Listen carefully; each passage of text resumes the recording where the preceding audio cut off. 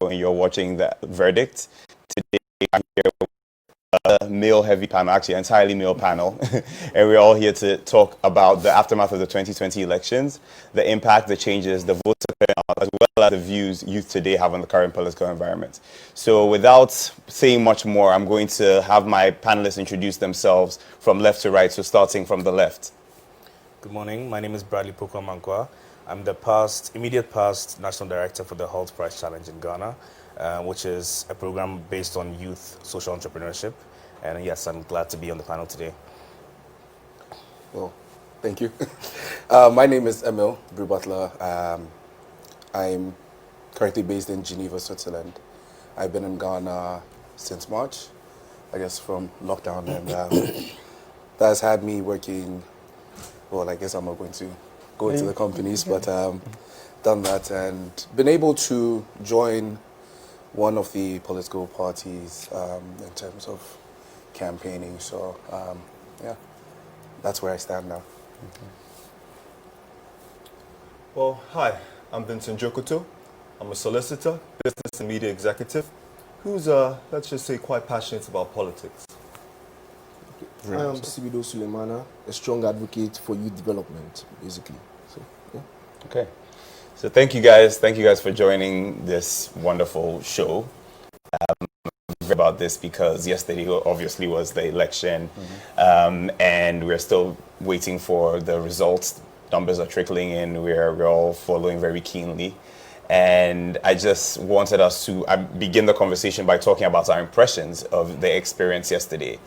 I am a first-time voter, so that was very, very, very exciting for me.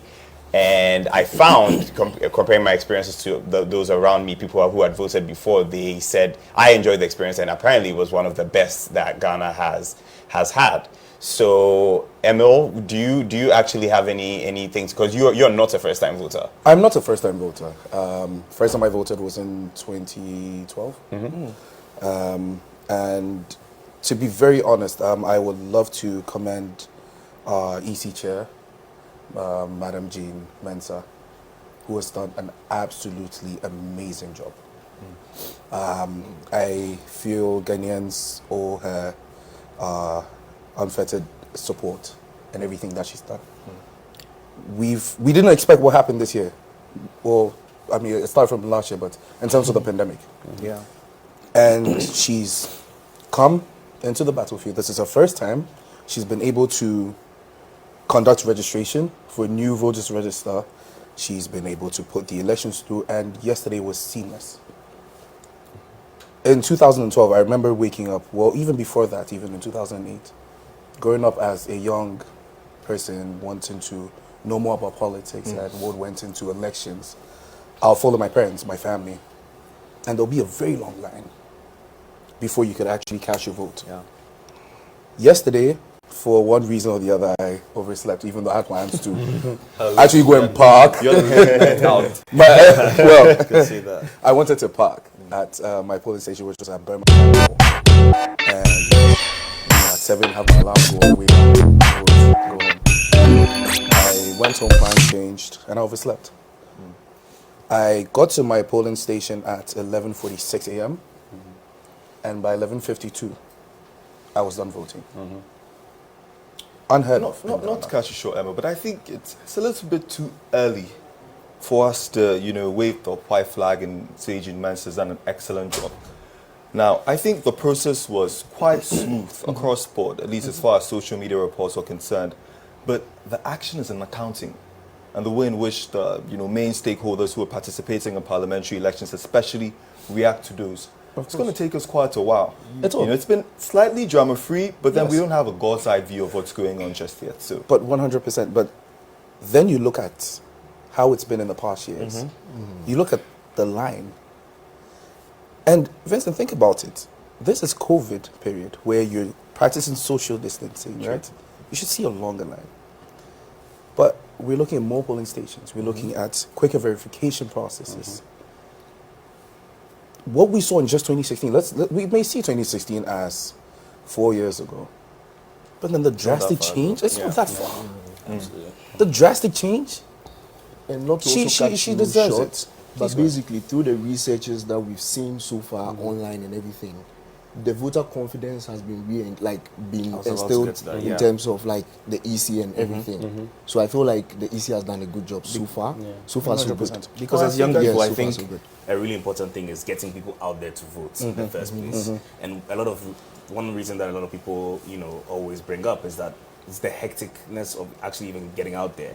Long queues, etc. In some countries, that's actually called voter suppression. Of course. So, reducing all those barriers to make sure that everybody feels comfortable enough to, exercise their civic duties, I think it's commendable And- then. But and like you Bradley- said, yeah, absolutely, after the counting is another thing altogether. And Bradley, what we said about the voter card, you don't need the voter cards to be able to even vote. Correct. This time you can just go in there, mention your name, And they find it. and they verify it for So you. what's Yeah, up? which is good. But let's actually go to Twitter because something very interesting. I saw a very interesting tweet yesterday. I work in Diaspora Affairs. I'm youth ambassador for Diaspora Affairs at the Office of the President under this current government.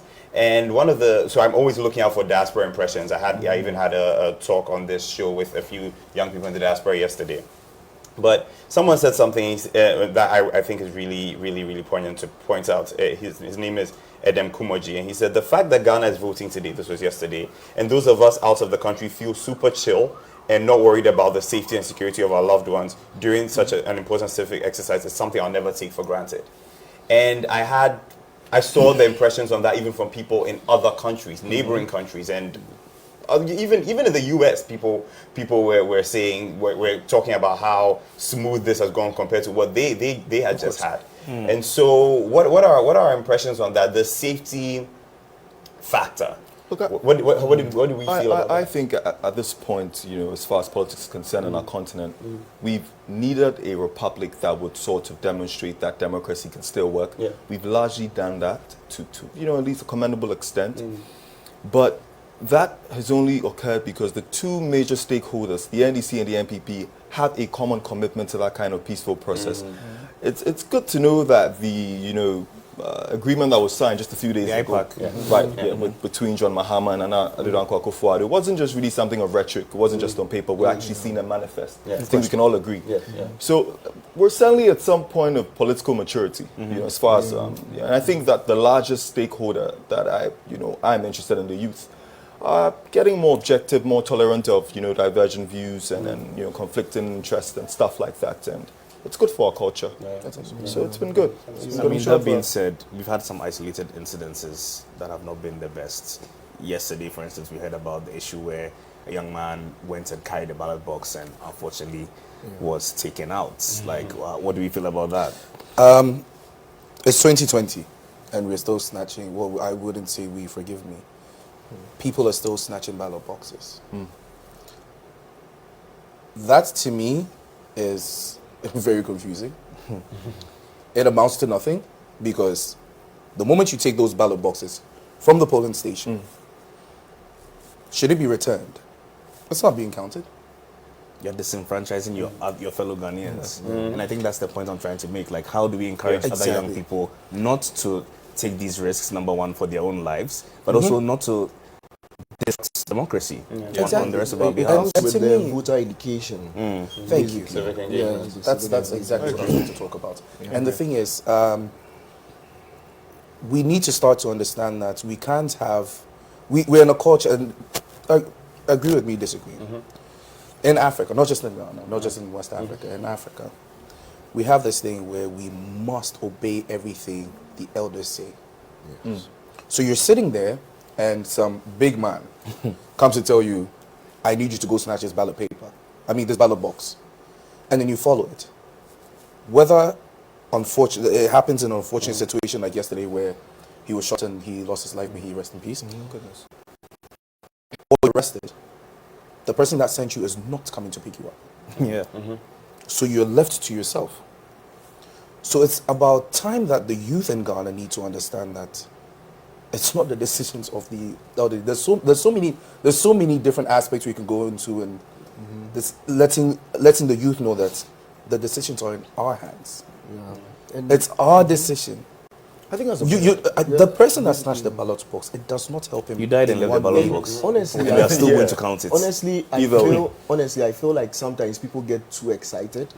Like, you know, people and Ghanaians to quote unquote, we are more emotionally aggrieved than to be politically conscious. So when these big men come to you and tell you that do this, do that, ginger you up, let's go pick up this thing, then we are all, you know, too excited, and at the end of the day, we shoot ourselves in the foot. I think essentially we're always going to have such casualties. It's inevitable. What I think this election in particular has demonstrated is that we have enough checks and balances to limit it. Now, going forward, when you look at the kind of stuff that happened yesterday, you know, the blood on the shirt of this young man who probably had more potential to offer something much better to our republic, it's certainly going to be a deterrent to many people. I don't agree with the extent of violence. I think there's another way in which we can check it. But that's a moral discussion for another day. I believe that would always place, you know, the votes of more than a dozen people even over the interest of one man. And so, you know, certainly it's something we correct going forward. But I love what you said about young people, right? We're literally at that stage where there's a bipartisan consensus that there's got to be some kind of generational change. Absolutely. You know, I think we're there. For me, my biggest interest in this current election is where people below the age of 35 who they would support, the kind of parliamentarians they would support, because that's going to indicate what the future of our country is. I think both political parties, that's the most major thing, because 4 years from now, this whole thing is going to be changing. Oh, yes, for sure. Yeah, I 100%. mean, that's very, very key. I mean, I'm even looking at the prospects of diaspora voting. What would that look like? How would that change the way the political terrain? How would that even change calculations? And even campaigning? And that's actually where social media comes in very heavily. I mean, this election has really seen a lot of activity also. It's always the case, but I feel like in this election in particular, there's a lot happening on social media. To you, where you just see a friend you've known for a long time, you don't disagree on anything, and suddenly he has a post up supporting one of the political parties. You don't agree with them. It's like these last 48 hours, I've seen way more people who I thought weren't apathetic about the political establishment suddenly just endorse candidates. It's shocking. I'm like, oh wow. So then it begs the question, and this is the question I've been asking young people to ask themselves, right? Which is, which candidate, which party, which manifesto is going to get you closer to the reality that you want to see, the kind of Ghana you want to see? And I think people are really doing that exercise. There's still people on the fringes that say, oh, all political parties are the same. And I think that's fundamentally erroneous, because even their histories are not the same. So let's even start from there. So that's absolutely true. You know, so if you're looking at all those things, you should be able to make some kind of decision. Yeah. So I'm wondering what you guys think, especially about the social media influence. I guess we should hold that. Let's take a short break. Let's gather and then let's get back. Some momentum. Let's do that.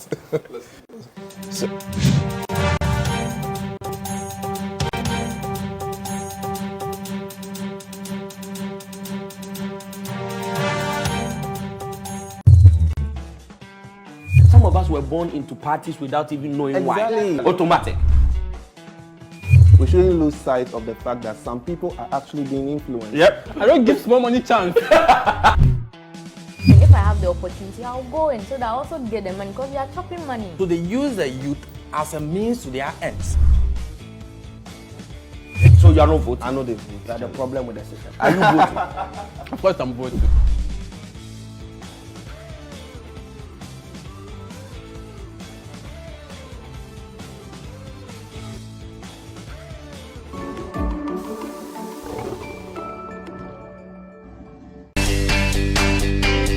What's up, JH? Welcome to MX Beats, your official entertainment and lifestyle home. And every single week, we bring you your favorite artists. Say cheese, take a picture. Shut a pose, make a see, take a picture. What's the name? Indeed, we also bring you exclusives in music videos, interviews. Honestly, we have got you covered right here on MX Beats. Who is this? Okay. Oh, I love this. I think I know what this is. This is an old you. This guy is not even a footballer. Look what. What did I say? They like vintage. What did I say? Jay-Z, baby. On this show, we help unearth new talent, write the right mix of music to boost your energy. Big man, big things, yeah. Things, still shoes, big things, yeah. You figure say we they come joke me as I they come, my mind was play. My name is Jason Elaine. My name is Miss Drew. My name is DJ Vorosky, and I'm here to give you the best of music.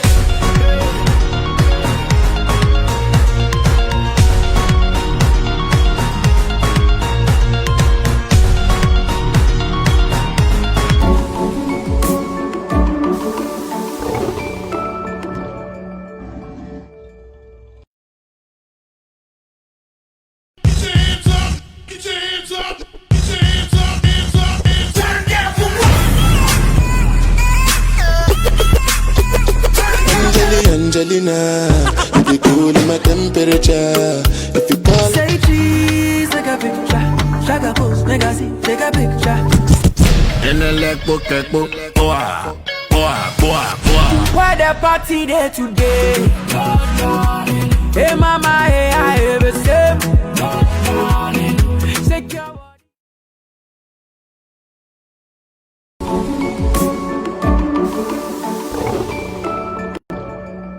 Opinions are like onions. Everybody has one. Abortion is a no-no. As a human being, you must take responsibility for all your actions and inactions. Your misjudgment shouldn't be enough grounds to take a life. No. I disagree with you because look, if you do not legalize it, people will go to quack process anyway who might end up not just kill the baby but the mother as well. Why should I waste my time join a long queue under the hot sun to vote for a political party, knowing very well that nothing would be achieved at the end of the day? Something will be achieved. It's your civic responsibility to turn out to vote. Vote and vote for a good leader. Governments need to cater to every graduate, diversify the economy, invest in other sectors. But the government cannot do it all. That is why we need the youth to take up the mantle and set up their own businesses. That is how we will create economic viability. Here on Opposing Views, we take your views, my views, and the views of the experts and put them in the right context for you, our discerning viewers.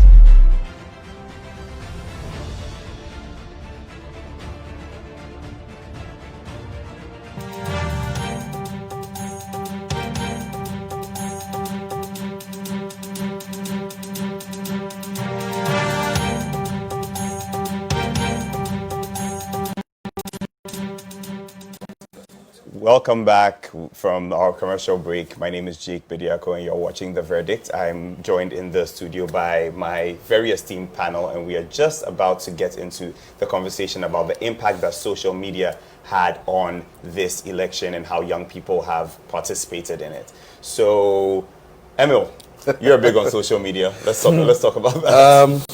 First of all, using social media really changed my perspective on how Ghanaian elections go. Okay. First of all, just having to come out and say who I supported was something else. Not that we didn't know. Not that.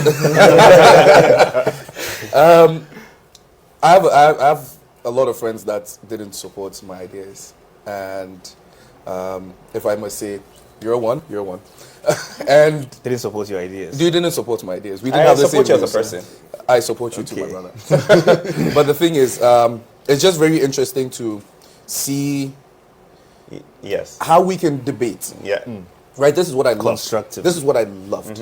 The fact that in Ghana, before it's when you're talking to someone about politics and you're from different political parties, the conversation gets out of hand. And then all of a sudden you lose friendship. There's hatred inside, like suddenly. We don't need that. No. And this is the democracy we're talking about.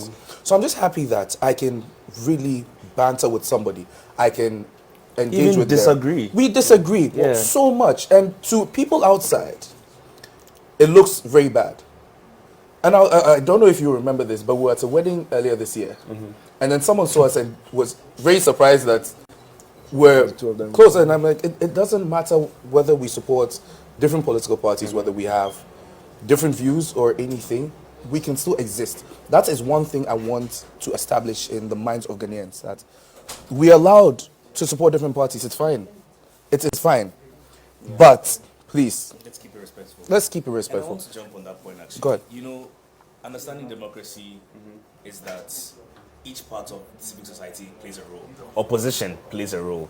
The governing party plays a role. We are all required to have that interplay for democracy to actually function. So not only is opposition healthy, but it's necessary, you know. So if people understood those kind of things more, they would also understand that it's okay for us to have different opinions. It's fine, you know. Yeah, and okay, but with me, in terms of social media, right, what I do is, I'm not too out there in terms of social media and everything, but I follow Twitter, I follow some Facebook and everything.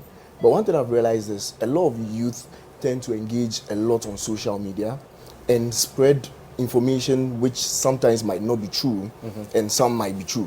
And when they are having their views on issues, I feel like it's only on your fingers.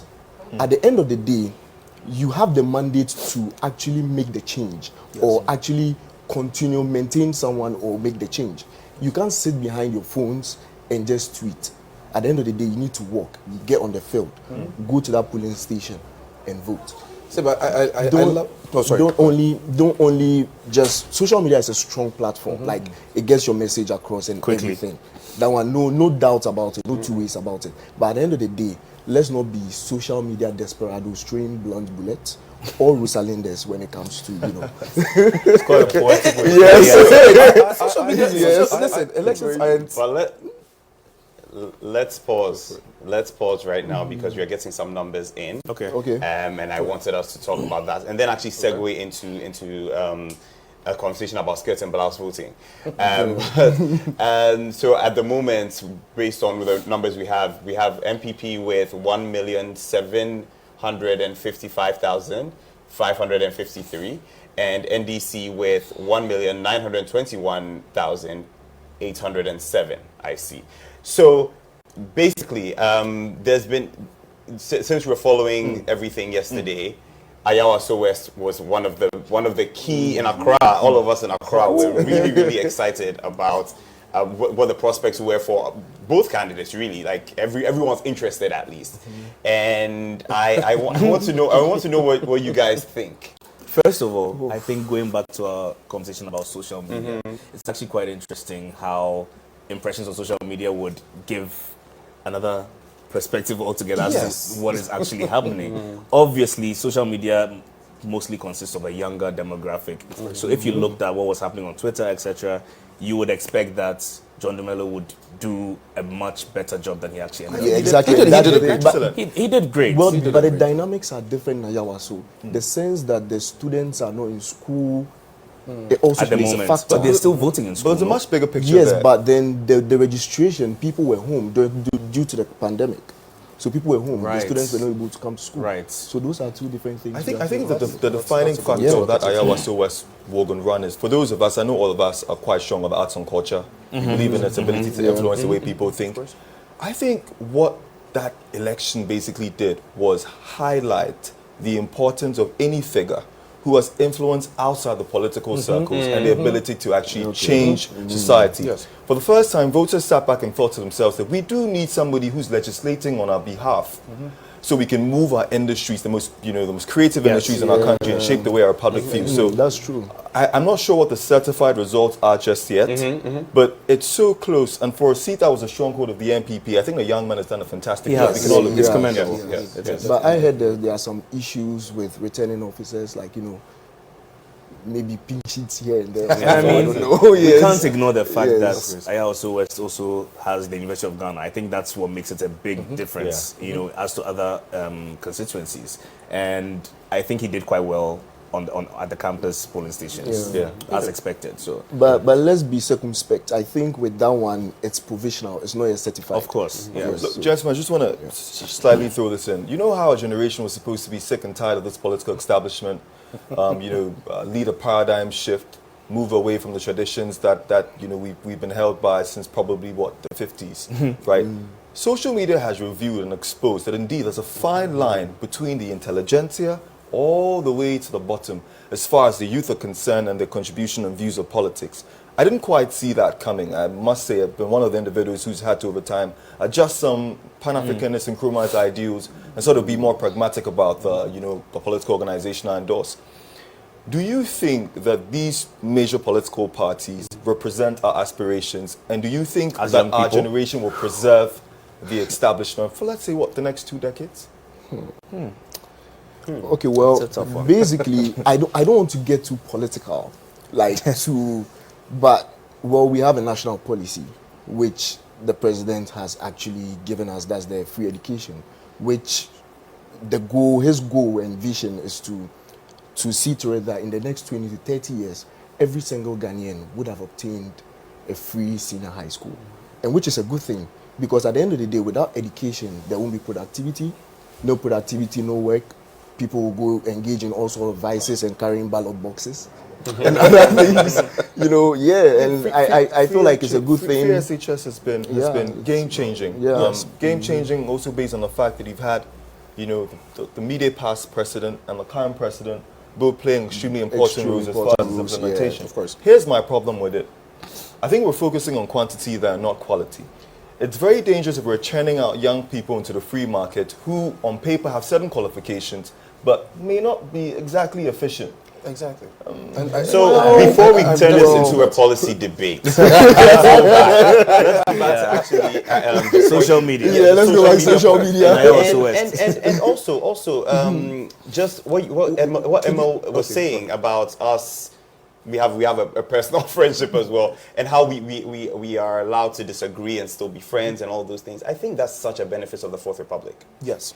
100%. It's we are the first generation in the Fourth Republic to become full adults without seeing any of the trauma that people had to go through the previous republics to get to this point. I think we have that benefit. I think that's something we should guard jealously. Yes. The fact that I am not beyond what I want to see. I'm not that emotionally scarred enough to say, okay, no, I cannot be friends with you, because you support the XYZ candidate or party or whatever, because we have reached a point in our democracy where we can have that. But we are one of the first generations to be able to do that freely, and without that much contention. I think that's something we really need to guard.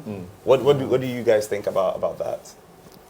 I agree completely. But I was going to go back to the point that Vincent made about whether the youth see ourselves in the representation we have available.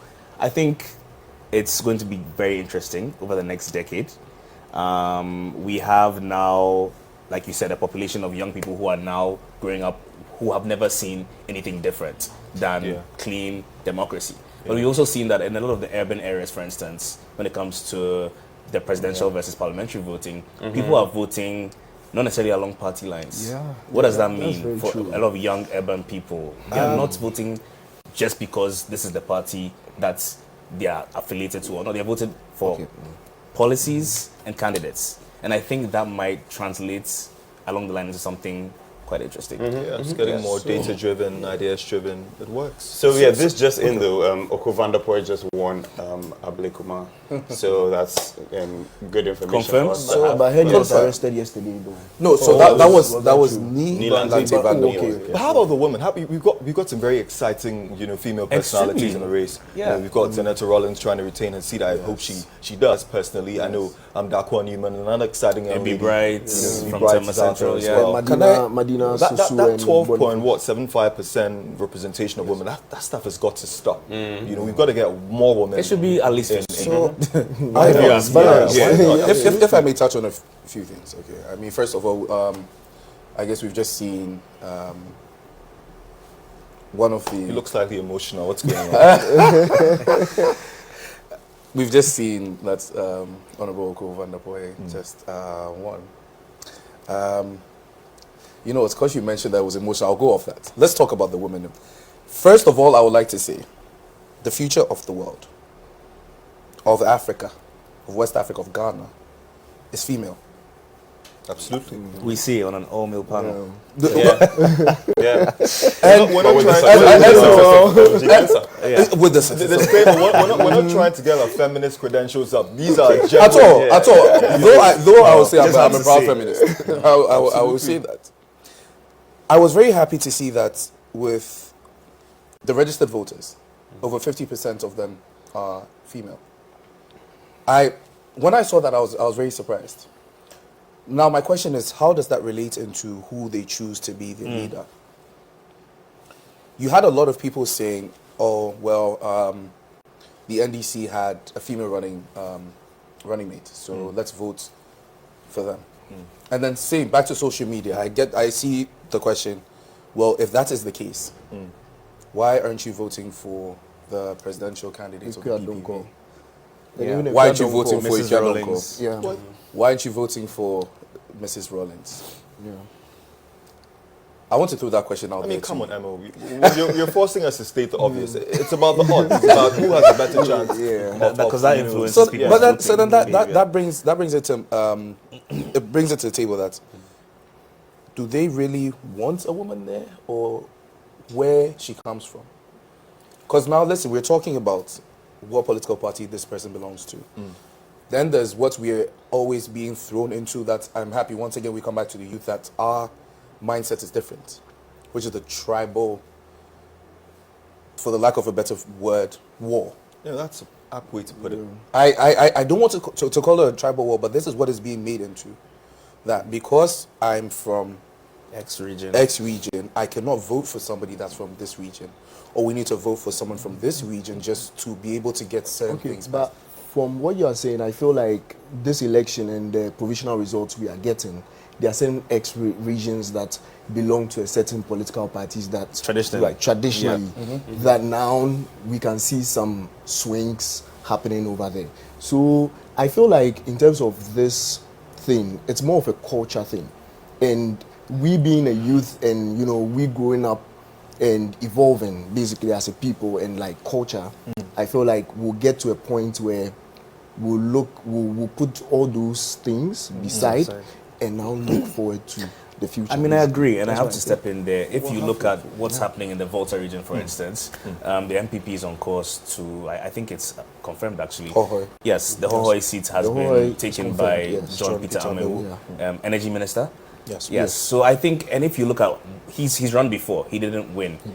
If you look at the kind of investments that he made into his campaign this time about, capital intensive. Exactly. And even K2 North almost went. So that goes to say that when even in your areas that are not typically your strongholds, if you do the work, things can change to your in your favor across board. I'm not trying to bore anyone with a little bit of history, but the NDC historically, you know, until, you know, the election of Muhammad to the highest office was essentially a coastal party, you know, and then the MPP represented the inland. Right. Now, I think we're 50% now. One of the largest opposition party currently, in previous elections will show, within the Fourth Republic, has always been very representative as far as inclusion is concerned of different nation states, clans, tribes, and so forth. Now, I think the beauty of what's happening with the sitting government now is that, to an extent, there is a little bit of hope that it isn't a party largely on the pillars of one setting nation, state, or tribe, and it's trying to make inroads. I think that's brilliant for all of us, because what that does is we're no longer getting value for our vote. It's a sort of way of expressing loyalty and allegiance to your traditional customs and a system that the people who reside in those areas belong to, as opposed to what the caliber of personality can do for you. NDC made some good gains as in the Ashanti region as well. It's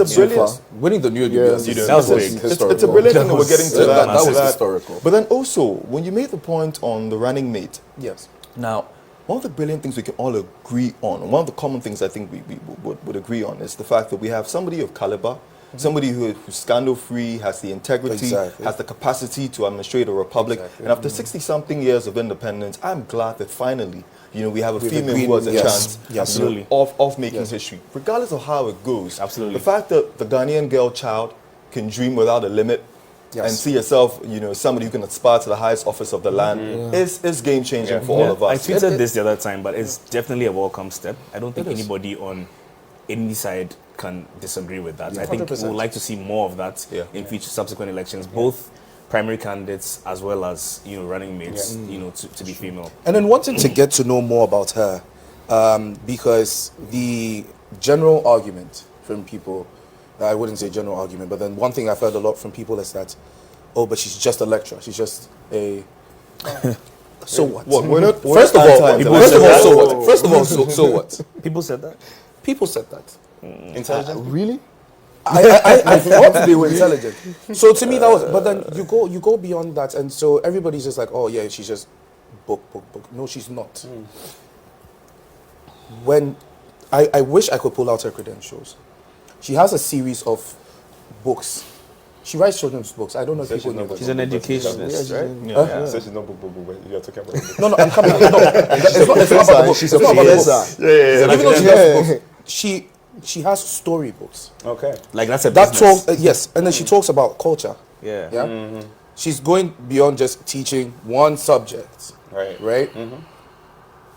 This is a person that is going to take, and I'm telling you, I'm saying this for a fact, that amongst our peers, there's so much about Ghanaian culture that they do not know, they do not understand. We are still, this might be very higgy haga. People don't understand in Ghana why we cannot say hello to our adults with our left hand. That's a different topic that we're going to go into. Let's not. We're not going to go into that. Pass by and not greet someone. Yeah. How you enter a room even. Not a room, but how you enter a chief's palace. Oh yes, we had experience on one of the campaign trips we took. This was a. Well, I think it's fair I tell the story because it was slightly more embarrassing on Emil's part. So wow. we walk into quite an interesting packed palace. The glittery of the equipment and everything is beautiful. But then my fine friend, here decides that he wants to keep his fedora hat on. He didn't want to sacrifice the look for the respect. I think in his defense, he just slightly I guess he wasn't quite aware of what was going on. Up a bit. So what we're basically saying is that Emil needs the ladies' book. I do. And I have series 1 to 5. Guys, I have series 1 to 5. Very quickly. Another thing has been, the involvement of musicians, actors. That made it really entertaining. Very good point. Thank you. How do you feel about that? Very interesting. Who's been the most influential, I'd say, individual from the creative arts and culture? Sarkodie, I can say. Sarkodie. What influence in the campaign? Of the elections? I would say Samini. Yeah. Then Samini and Sarkodie. Samini because obviously Sarkodie has got a larger fan base. No, Sarkodie didn't make it. No, now the thing with Sarkodie was when he had that song with was it Kwame Eugene? Yes. He says it's not political. It became. He says it's not. And it's his song, so you can't speak for him. Brothers. No, I said he said. I didn't say I said. He said. What did you hear? What did I hear? Yeah, he made reference to certain things that. But he just said Nana. But policies. anyone can be Nana. No, come on. Let's not. I'm just being diabolic. Let's be realistic. Me, it sounded like the policies to me. But then he came out and was like, no, actually, I'm just singing my song. So we can't look how we say about that. Sing his song. Okay, sure. But and also Miss Bell also made like. She did what? Oh yeah, Miss Bell. I don't think Tracy. I don't think they had any sampling. I don't think just on in your defense. On the blind side. In your defense. I don't know. I don't know where you're going. Honestly, I don't know. I love. I don't know what you voted yesterday. She did. She voted. In your defense to protect your integrity. I think we can all agree that they didn't add anything to political discourse as far as this election is concerned. I don't think they also influenced the average choice of the voter. It was just a very unfortunate case of just typical boisterousness. Nowadays the feminists like to call it toxic masculinity as a basis. So ladies are having quite their own discussion, and then on the floor of Parliament, there's quite a overly energetic debate amongst some political figures that leads into this needless national discourse. I thought that we all agreed to take the discussion to a different level, where when we disagree on things, the reason why it can kind of weaken the bonds we have is that we're essentially don't have the same ideas on policies and decisions that are going to affect the lives of millions of people. Now, yes, we can have flutes of champagne after whatever it is, but the things we essentially don't agree on have real impacts on people's lives. So, for example, I think we need an entirely new educational curriculum. I think it's politically suicidal to implement such a mass-based policy and not focus on the way we're reorienting the minds of our people. So these are crucial things that separate us. But As far as the, I guess, the much less exciting, much more dramatic politics is concerned, it animates the atmosphere. But back to your point, I mean, we didn't answer the question really. What do you guys think about entertainment people being in the that's personally, I want to talk about that. Okay. Go ahead. Well, let's hear it. And that is exactly what I want to touch on. Have you been playing campaign songs? Yes. I have. Yes, actually, I plan to play a few after the. Oh, nice. If I do get some gigs, I plan to play a few of them. What is your favorite campaign song? My favorite campaign song. Wow, that is very interesting. So what I was saying was, he can't say it. You can't say it. It's one of these local ones. Something about fa. That's a very good one. I've heard it. Yeah. So that's a funny one. I think your taste in music, I wouldn't doubt that. I appreciate I think that. all of us appreciate here, that. especially Jake and Bradley, would Yes. agree that that's probably Yes. the best Yeah. song too. Something. I don't agree with that. I don't like to be spoken for. So what's your favorite campaign song, Jake? I think my favorite campaign song is Samini's. Yeah. Oh, is it? Boyaka. Yeah. So you see, thank you. I'm very happy this question came up. All-time favorite Daddy Lumba. Oh, absolutely. Yeah. That's Absolutely. it. Now you may go. That's a Yeah. cheat. That's a cheat code. I'm still going to go into this. Do you think it's important to have these musicians have some form of impact on who we decide to vote for? It's inevitable. Yeah. This is just a yes or yes? For me, it's not yes or no. Okay. It's double-edged, but I'll get to it. You go. Why do you say so? Because On I'll one tell you hand- something. Look at someone like Shatta Wale. And what's Shatta Wale's group called? Like his group called Shatta Movement. Proud movement. It's I'm a a proud member of that movement. By the way. movement. Yes. It's a movement. Yeah. These are people that swear on Shatta Wale. Yeah. These are people that get tattoos of Shatta Wale's face. And his rain, the rain tattoo is everywhere. Yeah. Right?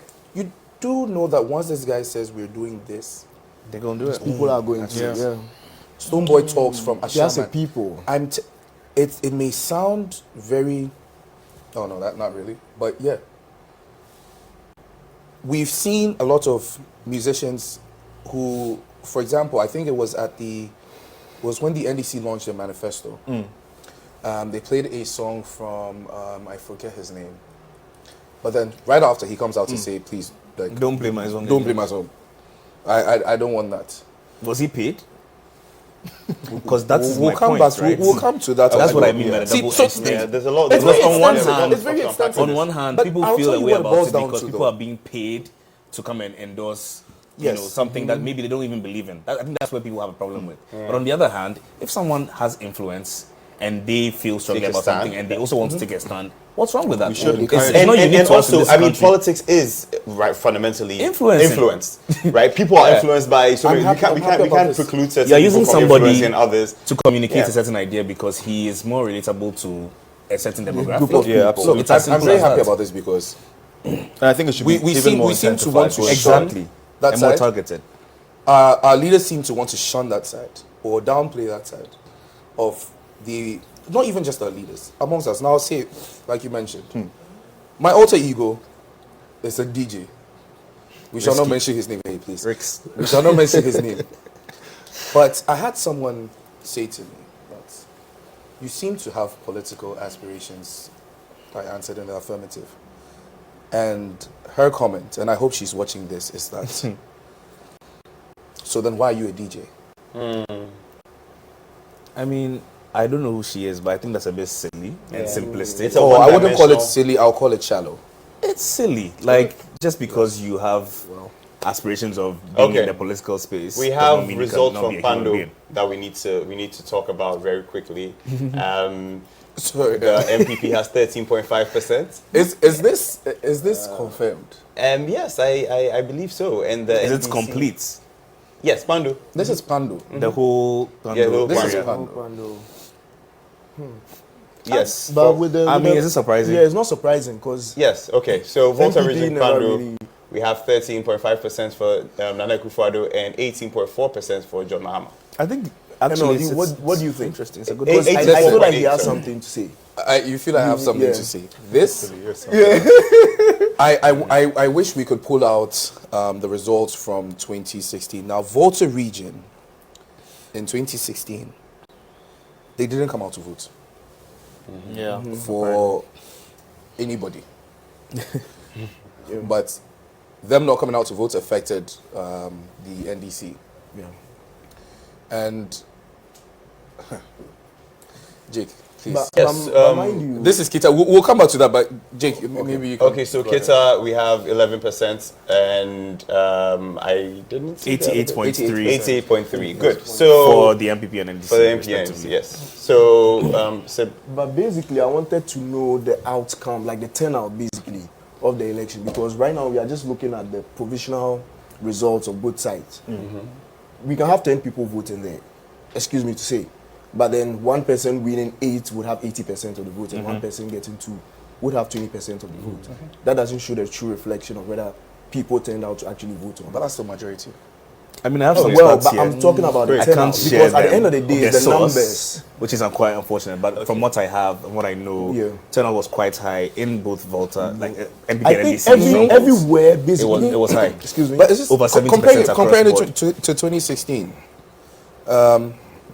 There wasn't a high turnout. Yeah, 2016. This year you have a higher turnout. 69%. 2016. You have a higher turnout in the Volta region.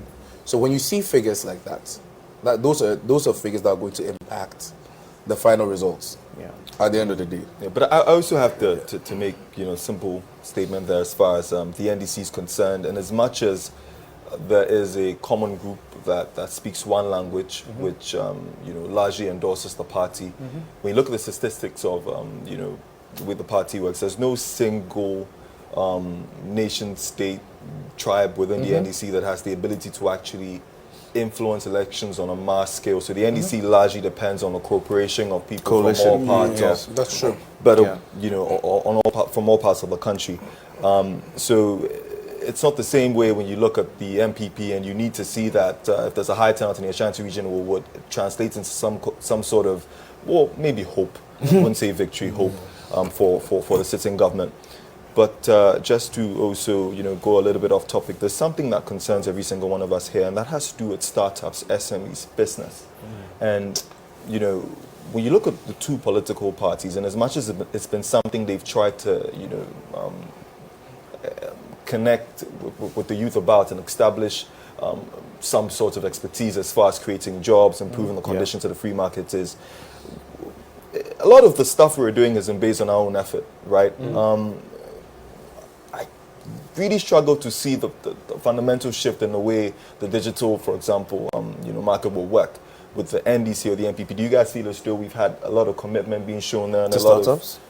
I mean, I can speak on this for various reasons. happen to be I have been in the startup field for a while now. I was also, like I said, past head of Whole Price Ghana, which supports university startups.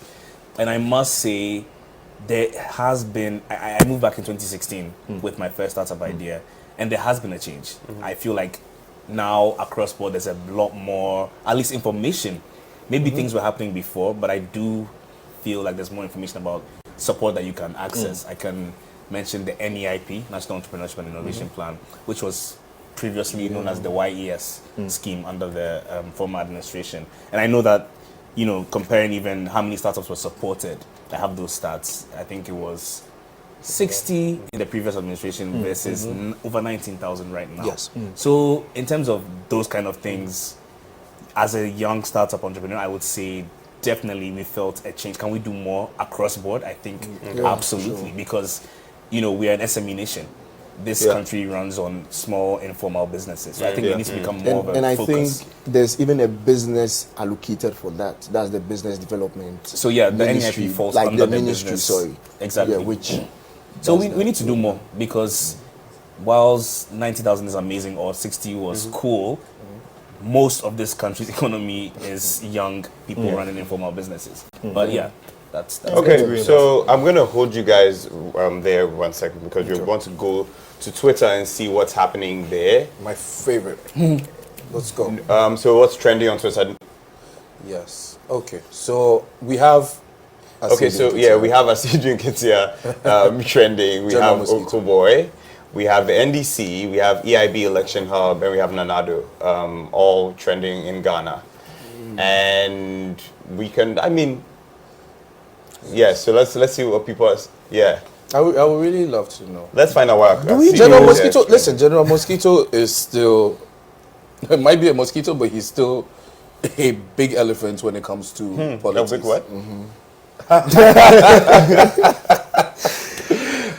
I mean, the man is interesting. You can't. You can't take it from So, he speaks. You know. Let's see. What has he said? Hey, where's the NDC General Secretary? Where is he? Does anyone know where he is? Has he said anything? He was at IPAC, wasn't he? Yes. Well, absolutely. I think. Okay, so, and he's been around. He was very vocal. Everybody is asking where he is. He's known for his wit. He has this ability to just, ease the tensions of election periods by all these. You mean by all these? That's what we're calling it. It's certainly wit, I choose people want to hear what he has to say, right? And as much as he certainly will give us his perspective on where things are going, I think it's always those little jokes, the detail. Because he's such an interesting political character who the mass of our country love. Right. And politics is about representation. We want to many different characters that we want to hear of, and obviously, as being the general secretary of the largest opposition party, one that like I said 4 years ago, things were much more dramatic. I do want to hear from him, but I love what's going on. There's a bigger commitment for us to hear from the EC directly. Now, leading up to this election, the public sentiment was largely bent on the fact that G-Mensa was not going to be impartial. We're not hearing too much of that now. No. But it depends on those who have much deeper insights into what's going on, the undertones of the election. And that's where Asidu Nketia comes in. But based on what you're saying, someone just said, Mr. Law on Twitter, his handle is the Law himself. I love that for him. He says, I really miss General Mosquito Asidu Nketia. He needs to break his silence now on this election. It's been long since we heard from him. So clearly, what you're saying holds true for Mr. Law. Remember, 4 years ago, I remember at 2 a.m. or so, suddenly there was a press conference. You had Peter McMahon and co just come and declare victory. Something actually really funny is happening here. It says the Akwantrebe say Asidu Nketia no do film. He talk paying that NDC lose be that. Oh my! What does that mean? How? I don't say. Jake finds the humor in it. He could explain to us. Oh, so basically, I just got it. So in 2016, he said the comfortable lead. That was Koku. That was Koku Anido. That was Koku Anido. Okay, good. So then why was Koku Anido? The assistant government went shopping and picked them up anyways. And so he's just started the Atta Mills Foundation. He's not starting the Atta Mills Foundation. The Atta Mills Foundation was there. Now understand that. So what is he doing? Koku, I please understand that Koku. From what I have read, how's he doing? How's he feeling? You're not answering my question. Actually, no. To be very, honestly, to polling stations. He's calmed down the past few weeks, and if he's watching Mr. Koku Anido, if I can say this, it's not on the light note, but our condolences go out to him. Oh yeah, he lost his daughter, unfortunately. I didn't hear about that. So sorry. But he's been strong. This is somebody that took an impact from the loss of his dear, as he will call father, Professor John Evans Atta Mills in 2012. He also had, a hit. He lost his daughter. I mean, we cannot touch any higher on that. And then next, he loses his founder, Jerry John Rawlings. So may his soul rest in peace. May his soul rest in peace as well. So for Koku, there's a reason he's right. That makes sense. Back to Twitter. Let's see what else is happening. Oko Boy is trending. And this has been the biggest controversy. Did Oko Boy win or lose? This is my constituency. Nobody has had that. Nobody has had that. If it's your constituency, please tell us. So because I keep reading. Right now, there's a bit of confusion here and there. But where the polling station where I voted, he won in that polling station. Okay. But basically, earlier last night, they were saying he had lost. But I heard that. But that's part. And Twitter, you can't really follow Twitter. Yeah. Thank you. And this is what I want to say. I heard he is winning, like he was in the lead. And in a comfortable lead or just a lead? The Triblau areas and the Lekma areas, he's picking. They are yet to come. Yes. Nobody has retained that seat, for more than a term. No, it's only one person. So who was? Yeah, that was the one before Senna. I think there was one before Senna also. Or So, was it 19? and so for him to go ahead and retain that seat going on, That'll be historical. he's had a very meteoric rise, right? He's a member of parliament, you know, he was one of the, I guess, gallant politicians that played a forefront role when the whole pandemic broke out initially. So he's certainly become one person that's sought after. And that constituency is a the very new swing. patriotic It's a very party. swing. So I think we're very going to have to, cosmopolitan. we're going to have to wait in, as everyone is saying. But I here heard the from president EC. won the presidential for that. It's that. Yeah, is that Listen, we won. Listen, Skeleton can I- blouse. one thing I want to, I just want to Someone say says is that skirt and crop top. elections are not decided on social media. They're not. In the But polling station. and one polling station doesn't tell the entire story. No, so we are talking about so the then general that's, polling so that's station. another thing that I want people, first-time voters, people that are new to the political scene. I was sitting with someone who was new to the political scene last night, and to the person, it's not something that you understand right there, because you start seeing figures that are trickling, and then you see one party has 20-something thousand, and then the other party has 42. And these are from the two major political parties. One person will look at that and be like, "Oh wow!" Then it looks like one party is more popular than the No, other. of course I'm like, that's one polling station. Yeah. Out of Over 600 polling stations we have in the country. So honestly, when it comes to 38,000, sorry. So In any case, we have to continue this conversation on social media. We have a lot of people that want to chime in, and so I think we would. MX24GH is where this whole conversation is happening. The verdict. The verdict. The hashtag is the verdict 2020. You'll be able to reach out to any of us on this panel as well on there to continue this conversation. So I love where we're leaving it off. Everyone's so charged and has so much to say, and it's such an exciting time because the numbers are still coming in. Very exciting times. So I'll just leave you all here. Thank you all for being here. This has been an amazing conversation. It's been really, really refreshing. And so this is the verdict. My name is Jake Bediako, and I thank you all for tuning in. And let's continue this conversation on social media. Thanks.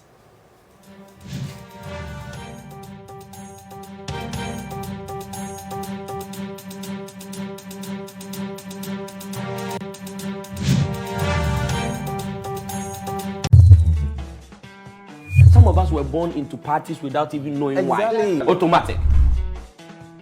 We shouldn't lose sight of the fact that some people are actually being influenced. Yep. I don't give small money chance. If I have the opportunity, I'll go in so that I also get the money because we are chopping money. So they use the youth as a means to their ends. So you are not voting? I know they vote. That's the problem with the system. Are you voting? Of course I'm voting.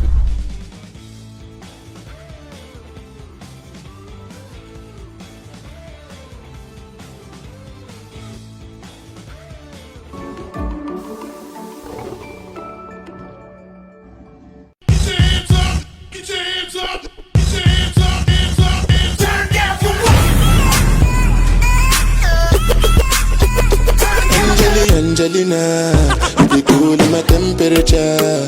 If you call Say cheese, take a picture. Shake a pose, make a see, take a picture. in the leg book, boa. Where the party there today? Hey mama,